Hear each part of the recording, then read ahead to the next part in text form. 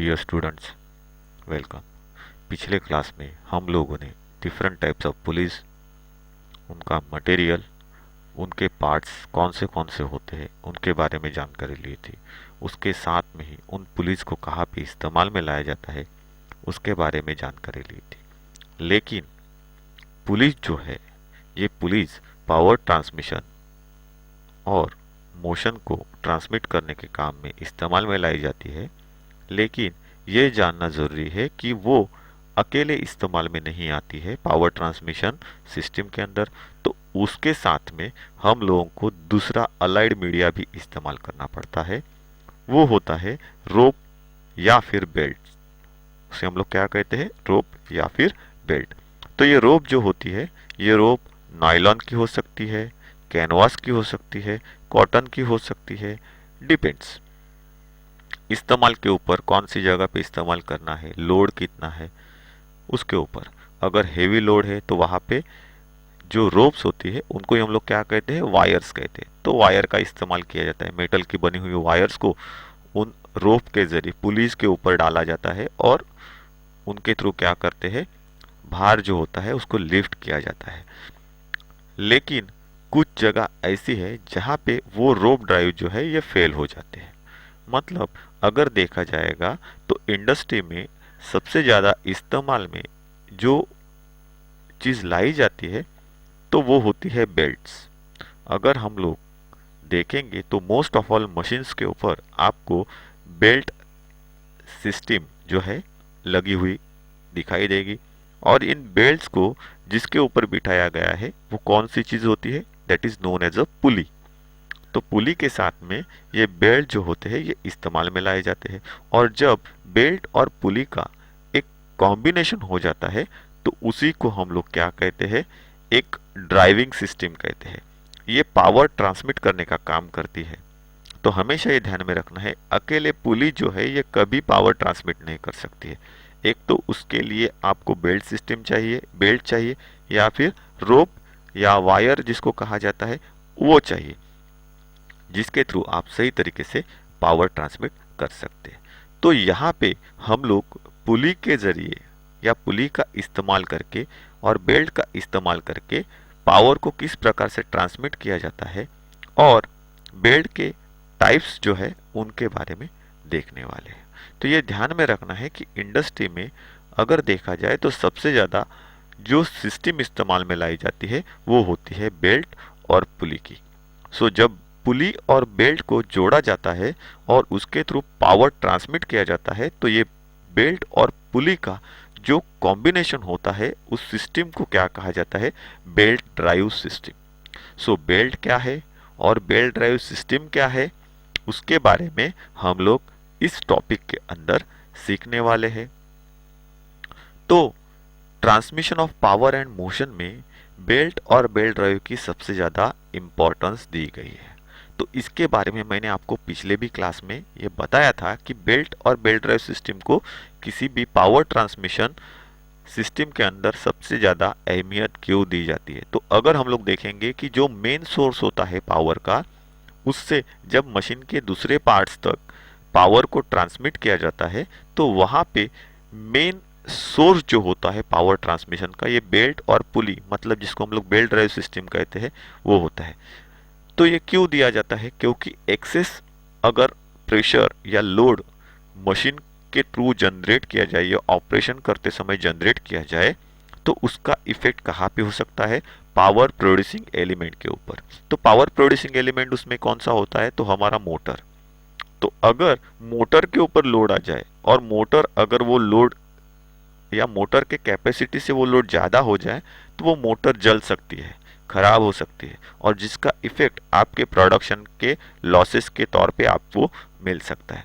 तो इसके लिए क्या किया जाता है कि वहाँ पे बेल्ट ड्राइव सिस्टम डाल दी जाती है। जिसका इफेक्ट क्या होता है कि बेल्ट्स के अंदर थोड़ा सा स्लीपिंग कैपेसिटी होता है। स्लीपिंग कैपेसिटी, स्लिप होना मतलब फिसलना, फिसलने का एक कैपेसिटी होता है कि एक्सेस लोड आने पर बेल्ट क्या हो जाता है? अपनी जगह पे रुकता है और पुलिस खाली घूमते हैं, जिसकी वजह से क्या होता है, पावर ट्रांसमिशन जो हो रहा है वो रुक जाता है और जिसकी वजह से मेन पावर प्रोड्यूसिंग एलिमेंट जो है वो डैमेज होने से बचता है। ये हम लोगों ने देखा था।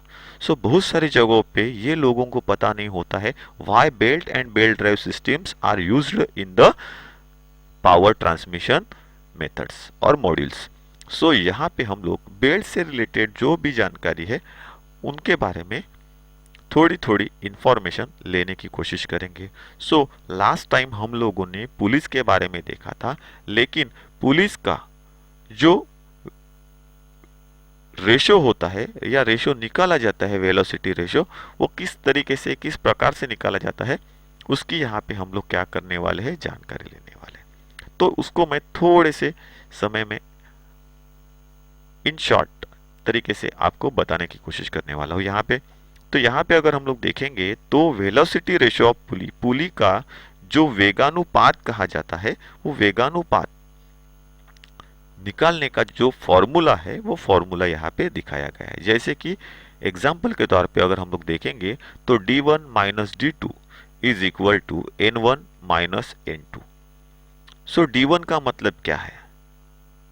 सो इसी को हम लोग क्या कहते हैं कि ड्राइवर पुली और ड्रिवन पुली का जो रेशो होता है, जिसको हम लोग अनुपात कहते हैं या वेगानुपात जिसे कहलाया जाता है, तो वो अनुपात ही वेगानुपात के नाम से पहचाना जाता है और उसका फॉर्मूला हम लोगों ने यहाँ पे दिखाया। सो d1 माइनस d2। सो यहाँ पे d1 क्या बताता है हमको? तो जो आपकी ड्राइवर पुली है, ड्राइवर पुली कहाँ पे होती है?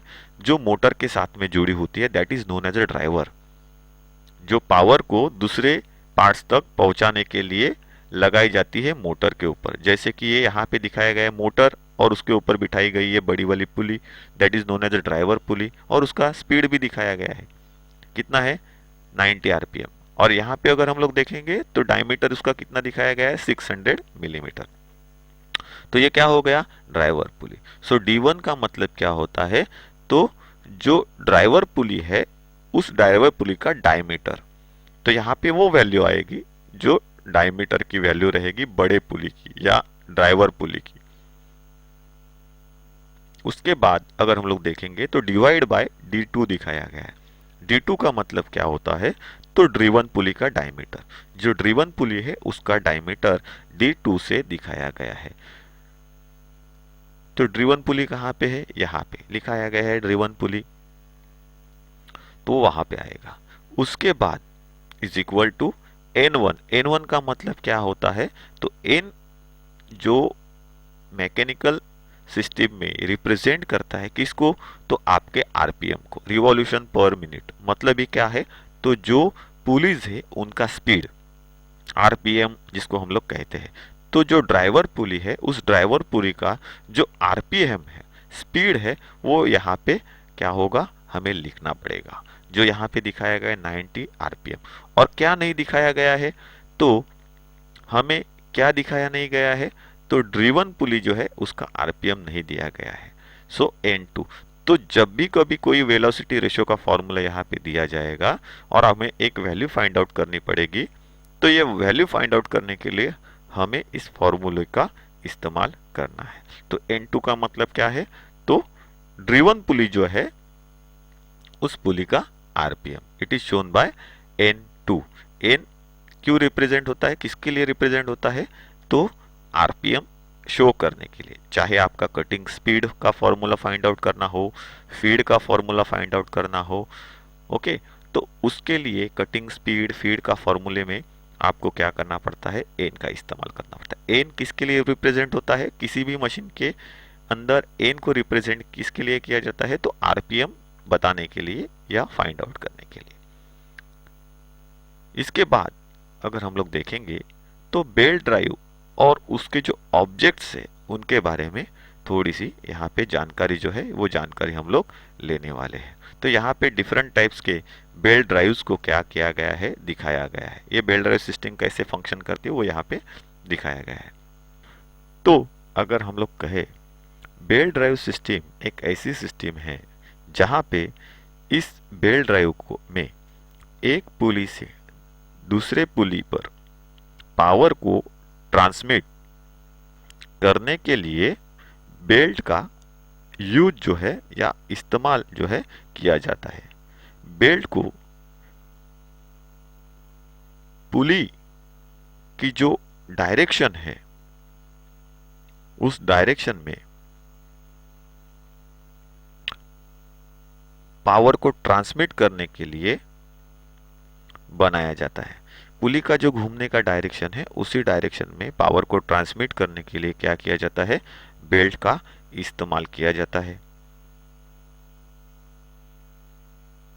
सो मशीन के अचानक रुक जाने पर या स्थिर हो जाने पर या फिर अगर हम लोग कहें तो ओवरलोड होने पर बेल्ट और पुली जो होते हैं ये अचानक से क्या हो जाते हैं, स्लिप हो जाते हैं। और इस प्रकार से मशीन में जो भी खराबियां होने वाली होती है या टूट फूट होने वाली होती है वो टूट फूट से मशीन बच जाती है,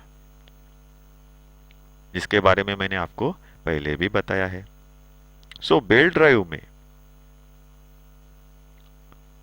अगर हम लोग कहे तो कुछ अच्छी चीजें या प्रॉपर्टीज जो है, ये प्रॉपर्टीज या हम लोग जिसको कह सकते हैं गुण होने चाहिए, वो कौन से गुण होने चाहिए, किस प्रकार से वो बेल्ट ड्राइव कौन से प्रॉपर्टी का होना चाहिए, जिसके बारे में हम लोग यहाँ पे देखने वाले हैं।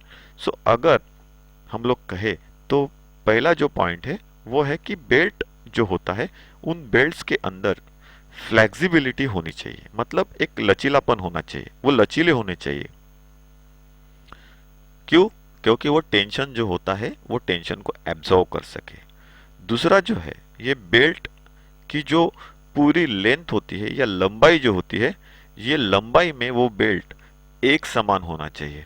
अगर वो अनइवन रहेगा, एक समान नहीं रहेगा तो क्या हो जाएगा, तो अनइवन होने की वजह से ना ही वो सही तरीके से वहां पे अपनी ग्रिप बिठा पाएगा, ना ही वो अच्छी तरीके से फंक्शन कर पाएगा। तो जिसकी वजह से बीच में ही वो क्या हो सकता है, स्लिप हो सकता है और ऑपरेशन में खराबियां आ सकती है, तो पावर सही तरीके से ट्रांसमिट नहीं हो सकती।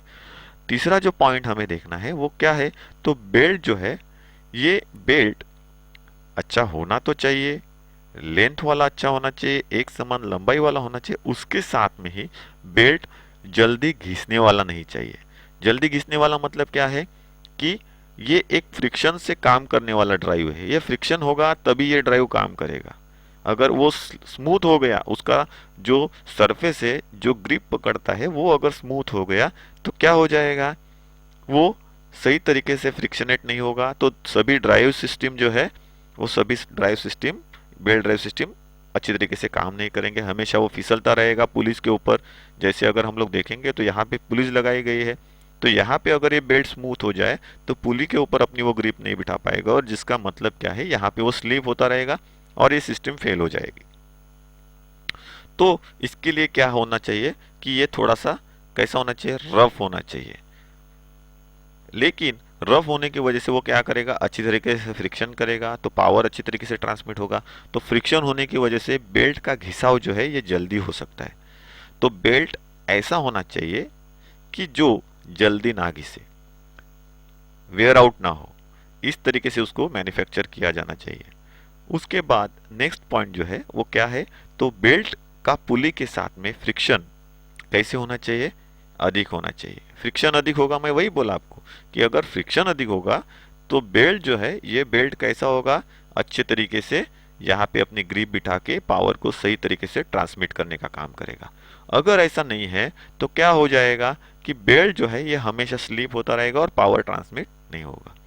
मतलब ये समझ लेना जरूरी है, फर्स्ट तो वो फ्लेक्सिबल होना चाहिए, उसकी जो विड्थ और थिकनेस है वो एक समान होनी चाहिए, इक्वल होनी चाहिए। दूसरा, वो घिसने वाला नहीं चाहिए, वो वेयर आउट जल्दी नहीं होना चाहिए, घिसना नहीं चाहिए। और चौथा जो है उसके अंदर फ्रिक्शन अधिक होना चाहिए, मतलब वो ज्यादा रगड़ जो है वो ज्यादा रगड़ बनाने के काबिल हो, जिसकी वजह से बेल्ट ड्राइव सिस्टम अच्छी तरीके से फंक्शन कर सके।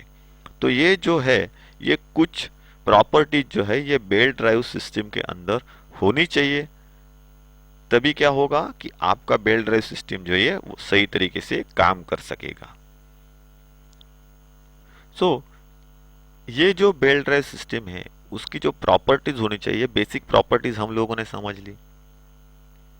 इसके बाद इसके कुछ ऑब्जेक्टिव्स है, उद्देश्य जिसको हम लोग कहते हैं। ये कौन से उद्देश्य से इस्तेमाल में लाया जाता है या कौन से उद्देश्यों की पूर्ति करने के लिए ये बेल्ट ड्राइव सिस्टम जो है इस्तेमाल में लाते हैं। तो पहला हम लोग देखेंगे तो एक पुली से दूसरी पुली तक पावर को ट्रांसमिट करने के लिए इसका इस्तेमाल किया जाता है। एक पुली से दूसरी पुली तक पावर ट्रांसमिट करने के लिए का मतलब क्या होता है कि यहाँ पे अगर हम लोग देखेंगे तो ये ड्राइवर हो गया, मोटर क्या हो गया, ड्राइवर। ये एक पुली है जिसको कहा जाता है ड्राइवर पुली, क्योंकि जो ड्राइवर या पावर प्रोड्यूसिंग एलिमेंट है जिसको हम लोग मोटर कहते हैं, उसके ऊपर जनरेट होने वाली पावर को मशीन के पार्ट्स तक पहुंचाने के लिए इस पुली को लगाया जाता है। तो इसीलिए उसको क्या कहा जाता है, ड्राइवर पुली। सो ड्राइवर पुली से ड्रिवन पुली तक हम लोगों को क्या करना पड़ता है, पावर को ले जाना पड़ता है। सो सही तरीके से पावर को ट्रांसमिट करने के लिए बेल्ट ड्राइव सिस्टम की क्या होती है, जरूरत होती है। उसके बाद पुली और पावर दोनों की अगर हम लोगों को डायरेक्शंस को चेंज करना है तो उसके लिए, और पावर को ट्रांसमिट करना है तो उसके लिए हमें बेल्ट ड्राइव सिस्टम की जरूरत होती है। फिर अगर हम लोग देखेंगे तो बेल्ट ड्राइव सिस्टम एक ऐसा सिस्टम है, ये हमारा थर्ड पॉइंट है, कि जहां पे या जिस सिस्टम का इस्तेमाल करके हम लोग अगर पावर को ट्रांसमिट करेंगे तो ऐसी सिचुएशन में वहां पे because of the belt drive system जो वाइब्रेशंस होते हैं और जो आवाज आता है, मतलब कंपन और जो शोर जिसे हम लोग कहते हैं, ये कंपन भी कम होता है और शोर भी कम होता है। सो जहां पे हम लोगों को वाइब्रेशन कम चाहिए या ज्यादा आवाज या साउंड्स क्रिएट नहीं होने चाहिए पावर ट्रांसमिशन के दौरान, तो वहां पे हम लोग बेल्ट ड्राइव सिस्टम का इस्तेमाल करते हैं। और ऐसी जगहों पे बेल्ट ड्राइव सिस्टम का इस्तेमाल किया जाता है जहां पे ज्यादा कॉम्पैक्ट स्पेस है, तंग जगह है। ऐसी तंग जगहों पे या तंग स्थानों पर, कॉम्पैक्ट स्पेसेस के ऊपर या अड़चन वाली जगहों पर पावर को ट्रांसमिट करना है तो उसके लिए भी बेल्ट ड्राइव सिस्टम जो है, ये बेल्ट ड्राइव सिस्टम को इस्तेमाल में लाया जाता है। तो बेल्ट ड्राइव सिस्टम क्या है, उसके कौन से गुण हैं या कौन से गुण बेल्ट ड्राइव सिस्टम में होने चाहिए और उसका यूज क्यों किया जाता है, उसके ऑब्जेक्ट्स क्या है, ये हम लोगों ने यहाँ पे क्या किया है, इस स्लाइड के अंदर समझ लिया है।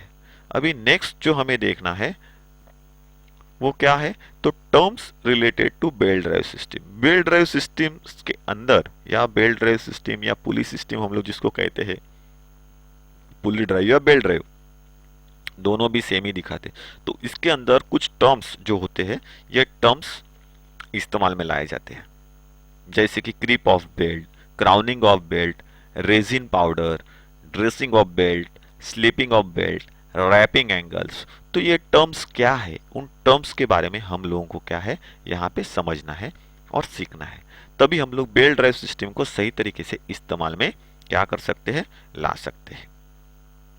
तो ये जो टर्म्स है, टर्म्स का मतलब क्या होते हैं, कुछ ऐसे संज्ञाएं या नाम जिनके द्वारा हम लोगों को बेल्ट ड्राइव सिस्टम को इजीली या उसके ऊपर आने वाले प्रॉब्लम्स को इजीली फाइंड आउट करके उनको रिजॉल्व करने की टेक्निक ज्ञात हो सके। तो ये जो टर्म्स है, ये टर्म्स क्या है, उन टर्म्स को सही तरीके से समझने पे हमें क्या बेनिफिट हो सकता है, तो हम लोग बेल्ट ड्राइव को अच्छी तरीके से मेंटेन कर सकते हैं, उनका रख रखाव कर सकते हैं और उनको अच्छे तरीके से सेट कर सकते हैं। तो उसमें से पहला क्या है, तो उसे कहा जाता है creep of belt. Creep of belt, belt का क्रीपिंग। सो जब कोई ड्राइवर पुली ड्रिवन पुली को खींचती है तो खींचने वाली जो साइड होती है ये साइड की बेल्ट लंबाई में बढ़ जाती है, जो कि स्लैक साइड में पहुंचकर उसे ढीला कर देती है। तो ये हमेशा ध्यान में रखना है कि जैसे कि यहाँ पे हम लोग देख रहे हैं कि एक ड्राइव सिस्टम यहाँ पे दिखाई गई है। यहाँ पे क्या है, एक पुली लगाई हुई है, सेम पुली आगे की तरफ लगी हुई रहती है। तो जब ये चलाया जाता है, अभी यहाँ पे समझना है कि यहाँ पे ये पुली नहीं है, जो स्नैप पुली हम लोगों को दिखाई है, जॉकी पुली जहाँ पे दिखाई है वो नहीं है। तो इसका मतलब क्या है कि यहाँ पे वो घूम रही है दो पुलिस। तो जब ये पुली घूमती है तो अगर इसमें जो ड्राइवर है, ड्राइवर पुली जब घूमती है तो जहां से जिस डायरेक्शन में वो पावर को ट्रांसमिट करती है उसके डायरेक्शन में एक साइड में बेल्ट आपका जो होता है वो हमेशा लूज रहता है, और दूसरे साइड में जहां से ड्राइवर पुली बेल्ट को खींचती है वो हमेशा कैसे रहता है, टाइट रहता है। तो यही यहां पे मैंने कहा है कि बेल्ट जो होता है, ये बेल्ट वहां पे क्या हो जाता है, लूज हो जाता है। क्यों लूज होता है, तो एक साइड बेल्ट की हमेशा टाइट रहेगी, तो दूसरी साइड जो है वो हमेशा कैसी मिलेगी, आपको लूज मिलेगी। सो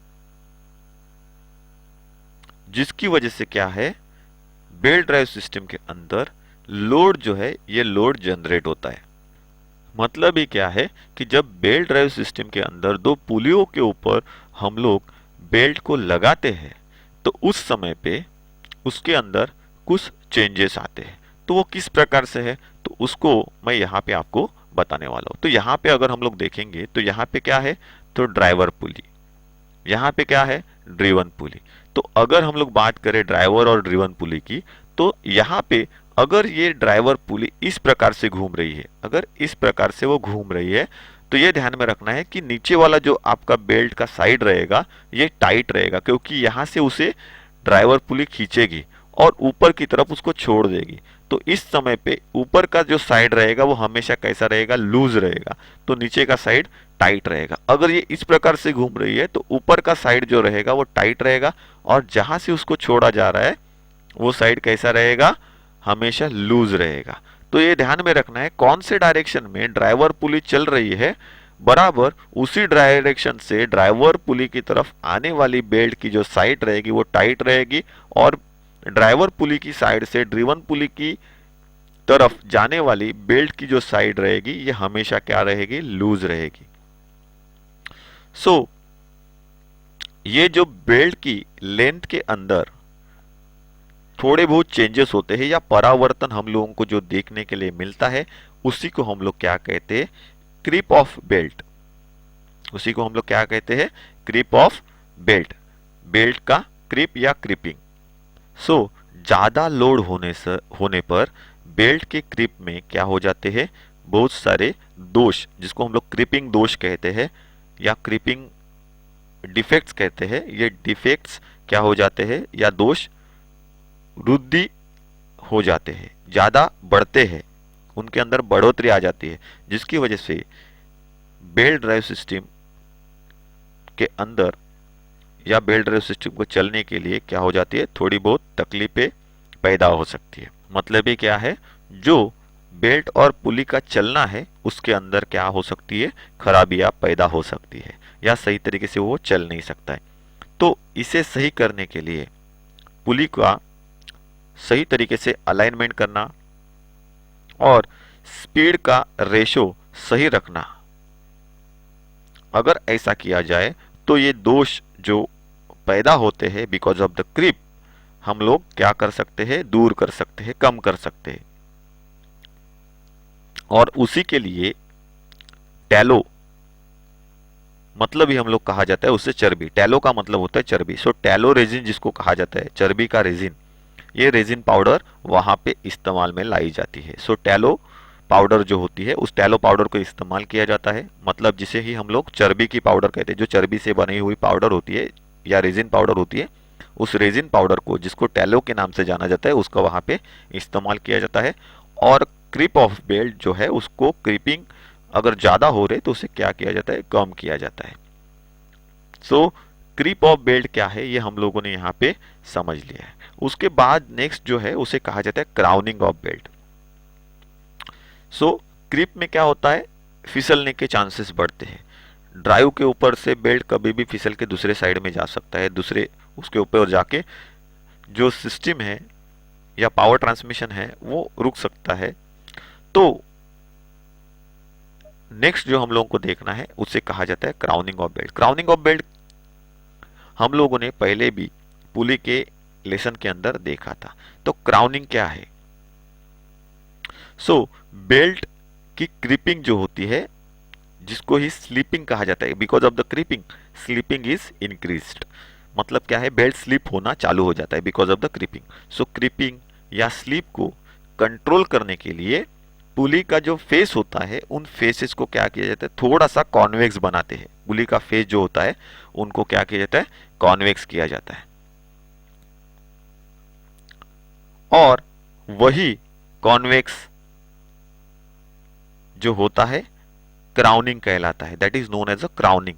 मतलब जो थोड़ा सा उभार बनाया जाता है डोम शेप की तरह, उसे क्या कहा जाता है, क्राउनिंग कहा जाता है। ये हमेशा कैसे होता है, सेंटर में बड़ा रहता है और साइड में इक्वली क्या किया हुआ रहता है, फैलाया हुआ रहता है या कम किया हुआ रहता है। सो इससे बेल्ट पुली के फेस के सेंटर में रहता है, वो अपनी जगह जो है वो अपनी जगह कभी बदलता नहीं है। सो एग्जाम्पल के तौर पे अगर हम लोग देखेंगे तो यहाँ पे हम लोग फ्लैट बेल्ट पुली को देख रहे हैं। सो फ्लैट बेल्ट ड्राइव सिस्टम जो है उसके अंदर जो सेंटर का पोर्शन रहता है इन पुलिस का, वहां पे क्या किया रहता है, कॉन्वेक्सिटी दी रहती है। नॉर्मली वो आंखों से फटक से दिखती नहीं है, लेकिन अगर नजदीक जाने पर आप अगर उसको सही तरीके से एग्जामिन करोगे तो आपको वो क्राउनिंग दिखाई देगी। क्राउनिंग का मतलब क्या होता है, उसके ऊपर थोड़ा सा कॉन्वेक्स मतलब डोम शेप की तरह उभार दिया रहता है। डोम मतलब कैसा है, मंदिर या मस्जिद के ऊपर जो डोम रहता है उसके जैसा उभार जो होता है इन पुलिस के ऊपर दिया हुआ रहता है। So because of the crowning police जो है, ये पुलिस के ऊपर बेल्ट जो है ये सेंटर में होल्ड किया जाता है और अपनी ग्रिप सेंटर में पकड़कर सही तरीके से घूमने का काम करता है। तो उसकी वजह से स्लिपरेज जो है या क्रीपिंग जो है, ये क्रीपिंग या स्लीपिंग जो बेल्ट का होता है वो कम किया जाता है या मोस्टली निकाल दिया जाता है। सो हम लोगों ने यहाँ पे क्रीपिंग क्या है ये समझ लिया, क्राउनिंग ऑफ बेल्ट क्या है ये समझ लिया। उसके बाद नेक्स्ट जो है उसे कहा जाता है रेजिन पाउडर। रेजिन पाउडर, अभी हम लोगों ने क्रीप ऑफ बेल्ट के अंदर रेजिन पाउडर का इस्तेमाल देखा था। सो बेल्ट या पुली के सेंटर में जो होने वाला स्लीपिंग होता है, मतलब फिसलन जो होती है, उस फिसलन को कम करने के लिए रेजिन पाउडर इस्तेमाल में लाया जाता है। सो रेजिन पाउडर जो है वो इस्तेमाल करके हम लोग क्या करते हैं, बेल्ट का स्लिप होना या क्रिप होना हम लोग क्या करते हैं, कम करते हैं या कंट्रोल में लाते हैं। उसके बाद नेक्स्ट जो है यह है dressing of a belt.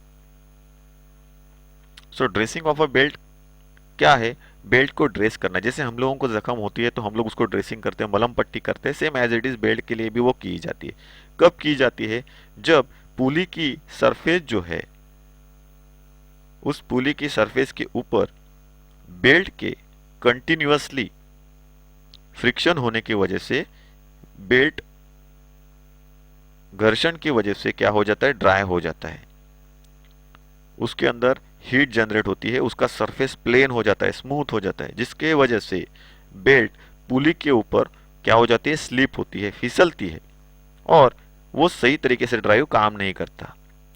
So belt का जो सेक्शन होता है फ्लेक्सिबल,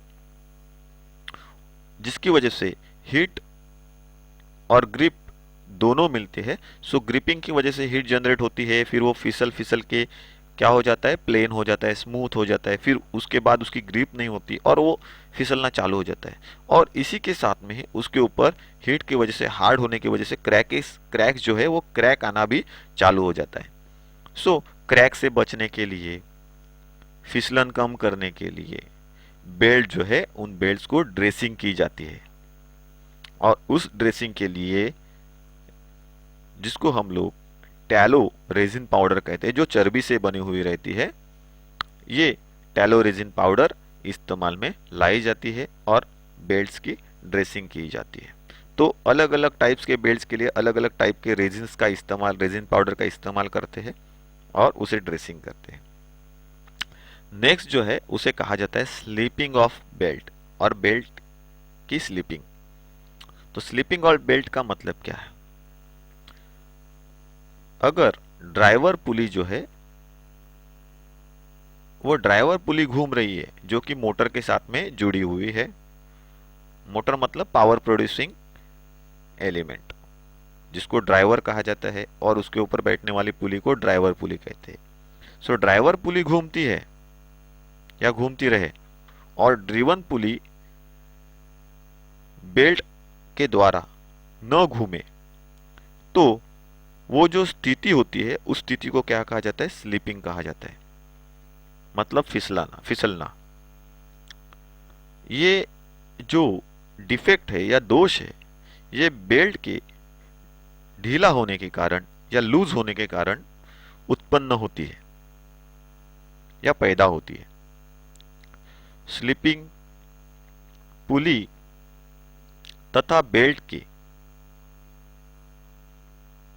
मिडल का जो सेक्शन होता है या डिस्टेंस होता है उसके बराबर होती है, उसके बराबर सेंटर में से वो स्लीपिंग होती रहती है, क्योंकि वहां पे ही वो क्या करती है? अपनी पकड़ बिठाती है। तो पकड़ अगर लूज हो जाए तो स्लीपिंग होना 100% संभव है, जिसकी वजह से वेलोसिटी रेशियो जो होता है पुली का, उसके अंदर क्या होती है? कमी आती है या वो कम हो जाता है।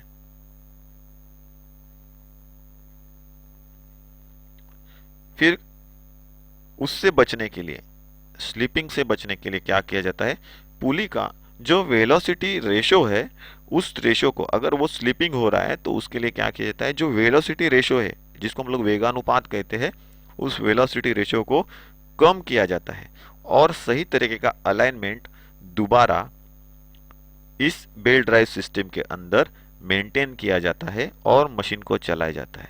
जब इस प्रकार से सही वेलोसिटी रेशियो मेंटेन करके, सही अलाइनमेंट बिठा के जब उस ड्राइव सिस्टम को चलाया जाता है, तो स्लीपिंग ऑफ बेल्ट जो है, मतलब बेल्ट का स्लिप होना, ये पूरे तरीके से क्या किया जाता है? निकाल दिया जाता है या कम किया जाता है। नेक्स्ट पॉइंट जो है उसे कहा जाता है रैपिंग एंगल। रैपिंग एंगल का मतलब क्या है? तो यहाँ पे अगर हम लोग देखेंगे तो यहाँ पे ये रैपिंग एंगल है, यहाँ पे ये रैपिंग एंगल दिखाया गया है। So this is known as a wrapping angle, this is known as a wrapping angle. ये क्या है? रैपिंग एंगल कम हो रहा है, यहाँ पे रैपिंग एंगल ज्यादा है। मतलब क्या है? बेल्ट का कॉन्टैक्ट एरिया, यहाँ पे अगर हम लोग देखेंगे फर्स्ट डायग्राम में, तो बेल्ट का कॉन्टैक्ट जो है पुली के साथ में सबसे ज्यादा हो रहा है। यहाँ पे बेल्ट का जो कॉन्टैक्ट है ये सबसे कम हो रहा है, बिकॉज अगर हम लोग उस देखेंगे कॉन्टैक्ट, मतलब जहां पे बेल्ट पुली के साथ में कॉन्टैक्ट में आ रहा है, उतने ही सेक्शन का एंगल अगर हम लोग देखेंगे जो अल्फा से दिखाया गया है, ये क्या है? कम है। और वही अगर हम लोग देखेंगे तो ये एंगल, कॉन्टैक्ट एंगल, हम लोगों को ज्यादा दिखाई दे रहा है। तो ये रैपिंग एंगल क्या है? तो वो एंगल जहां पे बेल्ट का पुली के साथ में जो कांटेक्ट होता है, वो कांटेक्ट होने वाला एंगल, एक तो ये ज्यादा हो सकता है, एक तो ये कम हो सकता है। सो रैपिंग एंगल मतलब ये रैपिंग कोण का सीधा प्रभाव जो है या इफेक्ट जो है पुली के द्वारा जब पावर ट्रांसमिशन किया जाता है उसके ऊपर होता है। रैपिंग एंगल का डायरेक्ट इफेक्ट कहाँ पे होता है? पावर ट्रांसमिशन के अंदर होता है या पावर ट्रांसमिशन के ऊपर होता है। अगर रैपिंग एंगल ज्यादा होगा तो पुली जो है या ये बेल्ट ड्राइव जो है, ये अधिक पावर क्या करेगा? ट्रांसमिट करेगा या ट्रांसफर करेगा।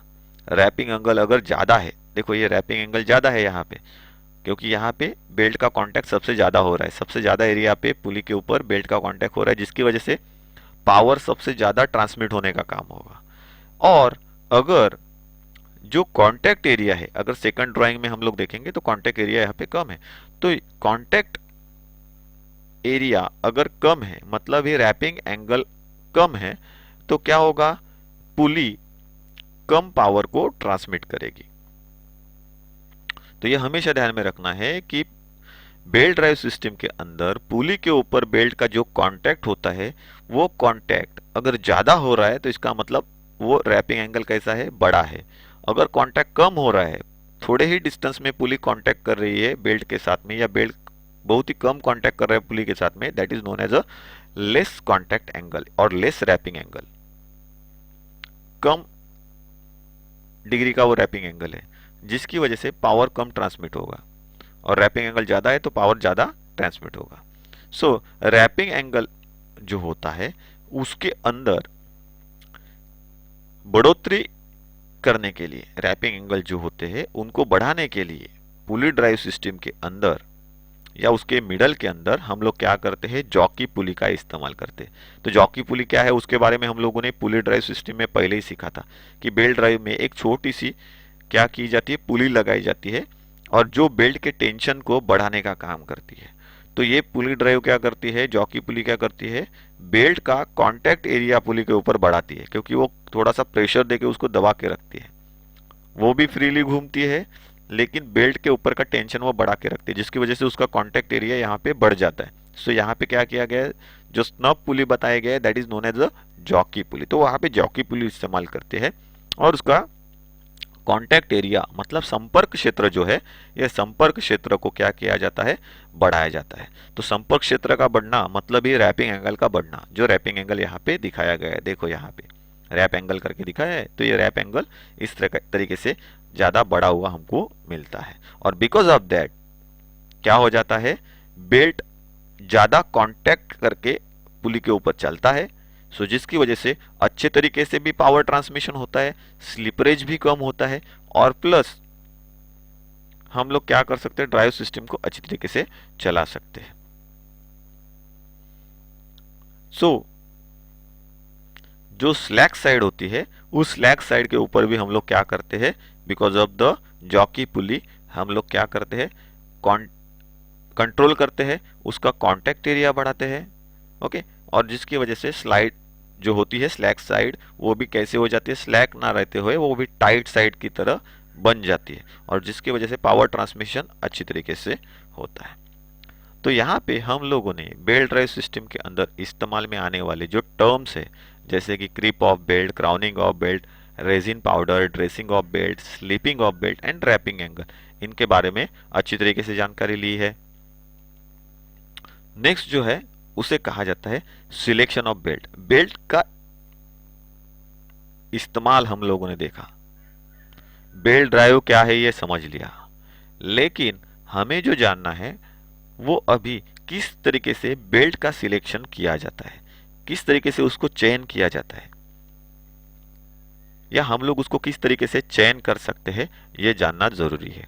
तो उसके अंदर अगर हम लोग देखेंगे तो फर्स्ट अगर कहा जाए तो बेल्ट का सिलेक्शन करते समय मशीन के ऊपर आने वाला जो लोड है या दिया जाने वाला जो लोड है उसको ध्यान में रखा जाता है, कितने स्पीड से वो मशीन चलेगी वो ध्यान में रखना जरूरी है, मशीन की एक्यूरेसी, एफिशिएंसी ध्यान में रखनी पड़ती है। इसके अलावा अगर हम लोग देखेंगे तो अलग अलग मौसम जो होते हैं, एटमॉस्फेयर के अंदर जो चेंजेस होते हैं उसका असर मशीन के ऊपर हो सकता है, वो ध्यान में रखना पड़ता है। और फिर इन सभी को ध्यान में रखते हुए जो आधार बनाया जाता है उसके थ्रू क्या किया जाता है, आगे दिए हुए पॉइंट्स के हिसाब से सिलेक्शन जो होता है बेल्ट का वो किया जाता है। जैसे कि स्पीड रेशो, कितने स्पीड में चलाना है, कितना स्पीड रिक्वायर्ड है, उसके हिसाब से बेल्ट का सिलेक्शन किया जाता है।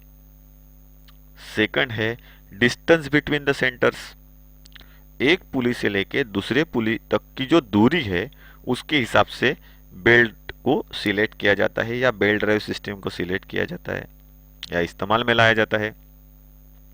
स्ट्रेंथ ऑफ बेल्ट, थर्ड जो पॉइंट है स्ट्रेंथ, कितनी स्ट्रेंथ होनी चाहिए बेल्ट के अंदर, कब तक इस्तेमाल करना है, वो कैसा होना चाहिए, उसकी ताकत कितनी होनी चाहिए, ये सब देखा जाता है। अगर स्ट्रेंथ कम रहेगी रिक्वायरेशन के हिसाब से तो बेल्ट ड्राइव सिस्टम फेल हो सकती है, तो स्ट्रेंथ मायने रखती है।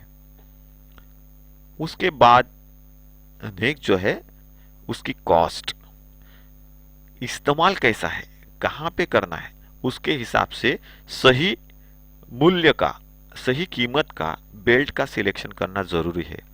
अगर आपको ज़्यादा लोड नहीं है, कंटिन्यूसली इस्तेमाल में नहीं लाना है, सिंपल ऑपरेशंस परफॉर्म करने हैं और आप बहुत ज़्यादा महंगा बेल्ट इस्तेमाल करोगे तो ये बहुत ही ज़्यादा लॉसेबल थिंग होगा इंडस्ट्री के लिए। तो कॉस्ट भी ज़्यादा मायने करती है, उसका मूल्य जिसे हम लोग कहते हैं। उसके बाद उसकी फ्लेक्सिबिलिटी, बेल्ट अच्छा फ्लेक्सिबल होगा तो अच्छी ग्रिप बैठेगी। जितना ज़्यादा फ्लेक्सिबिलिटी उतनी ज़्यादा ग्रिप, ये हमेशा ध्यान में रखना है। सो इसीलिए बेल्ट का फ्लेक्सिबिलिटी या लचीलापन जो होता है वो भी ड्राइव सिस्टम में या पावर ट्रांसमिशन मॉड्यूल में अच्छे तरीके से अपना परफॉर्मेंस देता है। सो इसीलिए बेल्ट जितना अच्छा फ्लेक्सिबल होगा उतना ज़्यादा फायदेमंद होगा। उसके बाद नेक्स्ट होती है driving system. So different types of drives are used to transmit the power. तो अलग अलग टाइप्स के बेल्ट ड्राइव्स या पुलीज जो है अलग अलग टाइप्स की इस्तेमाल में लाई जाती है। तो वो कौन सी पुली हम लोग इस्तेमाल में ला रहे हैं उसके हिसाब से बेल्ट का भी वैसे ही सिलेक्शन किया जाता है। जैसे फ्लैट बेल्ट पुली है तो उसके लिए फ्लैट बेल्ट का इस्तेमाल करना पड़ेगा, वी बेल्ट है तो वी बेल्ट होगा। सो ऐसे अलग अलग टाइप्स के जैसे पुलिस बनाई गई है तो उन पुलिस के हिसाब से अलग अलग बेल्ट्स भी डिजाइन किए गए हैं, जिसके बारे में आगे जाके हमको सीखना है, टाइप्स ऑफ बेल्ट्स। तो उसके अंदर हम लोग वो सीखेंगे। लेकिन इससे पहले ध्यान में रखना है कि ड्राइविंग सिस्टम, तो ड्राइविंग सिस्टम मतलब पुली और बेल्ट मिलके ही वो ड्राइविंग सिस्टम होती है। तो उन ड्राइविंग सिस्टम्स को जनरेट करने के लिए या बनाने के लिए जो पुलिस इस्तेमाल में आएंगी उन पुलिस के हिसाब से आपको बेल्ट का सिलेक्शन करना जरूरी है। और उसके बाद है maintenance of a belt. Belt का रखरखाव करना जरूरी होता है। तो इस्तेमाल कहाँ पे होगा उसके हिसाब से उसका मेंटेनेंस किया जाएगा और मेंटेनेंस के हिसाब से बेल्ट जो है उन बेल्ट्स को क्या करना पड़ता है, सिलेक्ट करना पड़ता है। तो इस प्रकार से बेल्ट जो है ये सिलेक्ट किए जाते हैं ऑपरेशंस के लिए। नेक्स्ट जो हमें देखना है ये क्या है, size and specification of a belts और material used to made a belts. तो साइज और स्पेसिफिकेशन कैसे होते हैं कि मोस्टली देखेंगे तो बेल्ट जो होते हैं ये चमड़ा, रबर, कैनवास, नायलॉन आदि से बनाए जाते हैं और ये मार्केट में मीटर में या फीट में अवेलेबल होते हैं। बेल्ट का सिलेक्शन किसके हिसाब से किया जाता है वो भी मैंने आपको बताया, जैसे कि लोड के हिसाब से, पुली का डायमीटर के हिसाब से, उसके दो पुली के बीच का जो डिस्टेंस है उसके हिसाब से बेल्ट को सिलेक्ट किया जाता है। डायमीटर, कम लोड, कम दूरी, तो उसके लिए पतली बेल्ट्स भी इस्तेमाल में लाई जाती है। जैसे कि लोड और लेंथ बढ़ती है, बेल्ट की मोटाई और चौड़ाई भी बढ़ाई दी जाती है। मुख्यतः बेल्ट पर अलग अलग लेयर्स में क्या की जाती है, परतें चढ़ाई हुई रहती है। मतलब क्या है, अलग अलग मेटल की परतें जो होती है या लेयर्स जो होते हैं ये लगाए हुए रहते हैं। सो बेल्ट में मुख्यतः जो मटेरियल इस्तेमाल होता है वो कौन सा रहता है, जैसे कि लेदर बेल्ट। तो लेदर बेल्ट की अगर हम लोग बात करेंगे तो लेदर बेल्ट जो होता है एक से अधिक लेयर्स को आपस में चिपका कर ये बनाया जाता है। लाइट लोड या लाइट पावर ट्रांसमिशन के लिए, लाइट लोड जहां पे है वहां पे हल्के लोड के लिए इसका इस्तेमाल किया जाता है। इसकी लाइफ ज़्यादा नहीं होती है, इसीलिए जहां पे रेयर इस्तेमाल है वहां पे लेदर के बेल्ट्स इस्तेमाल में लाए जाते हैं। मोस्टली कैनवास या रबर बेल्ट को सबसे ज़्यादा अहमियत दी जाती है। सो कैनवास बेल्ट जो होते हैं, ये कैनवास एक तरीके का कपड़ा होता है जिसको जोड़कर इस्तेमाल करने लायक बनाया जाता है और उसके अलग अलग लेयर के हिसाब से उसको क्या करते हैं, उसकी कीमत रखी हुई रहती है। इसके अंदर मॉइस्चर मतलब नमी और हीट मतलब गर्मी या ताप सहन करने की ताकत होती है। उसका इसके ऊपर असर जो है बहुत ही कम होता है और ये लेदर बेल्ट के कंपैरिजन में अब सबसे ज़्यादा अधिक मजबूत होता है। उसके बाद होता है रबर बेल्ट, रबर से बनाए हुए बेल्ट्स। ये कैनवास या रबर के अलग अलग परतों को बनाकर बनाए जाते हैं और वेल्कनाइज करके इनको बनाया हुआ रहता है। आजकल एंडलेस बेल्ट जो है ये सबसे ज़्यादा इस्तेमाल में लाए जाते हैं। इन बेल्ट्स के अंदर पावर ट्रांसमिशन के दौरान अगर हम लोग बात करें तो आवाज़ जो है और वाइब्रेशन है सबसे कम होता है, सबसे कम, ना के बराबर अगर बात करेंगे तो अच्छा है तो सिस्टम। इनका सबसे ज़्यादा यूज़ कहाँ पे किया जाता है? तो ऐसी जगहों पे जहाँ पे ज़्यादा स्पीड की रिक्वायरमेंट है, ज़्यादा लोड है, और अगर बात करें तो इसके ऊपर एटमॉस्फेयर में जो भी नमी होती है उसका कोई असर नहीं होता है।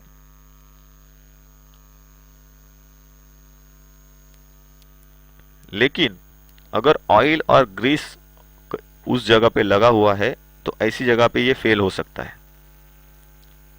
उसके बाद होते हैं नायलॉन बेल्ट्स। नायलॉन्स की जो अलग अलग पट्टियां हैं उनको जोड़कर ये बेल्ट बनाया जाता है। इसके ऊपर और नीचे कैनवास और लेदर की लेयर्स लगे हुए रहते हैं। इस्तेमाल के ऊपर ये लेयर्स लगाए जाते हैं। नायलॉन की जो बेल्ट से ट्रांसमिशन करते समय वाइब्रेशन और साउंड जनरेट नहीं करती, आवाज़ नहीं करती, वाइब्रेशन नहीं होता है, कंपन नहीं होता है। और इसका इस्तेमाल हाई स्पीड पर चलाने वाले मशीनों के लिए किया जाता है, जैसे कि एग्जाम्पल के तौर पे ग्राइंडिंग मशीन्स हो गया, स्पिनिंग मशीन्स हो गया, तो वहाँ पे ये बेल्ट जो है ये इस्तेमाल में लाए जाते हैं। सो यहाँ पे हम लोगों ने हमारा एक टॉपिक जो है उसको कंप्लीट किया है। नेक्स्ट जो हमारा टॉपिक रहेगा ये कौन सा रहेगा? टाइप्स ऑफ अ बेल्ट और उसका मेंटेनेंस। So thank you.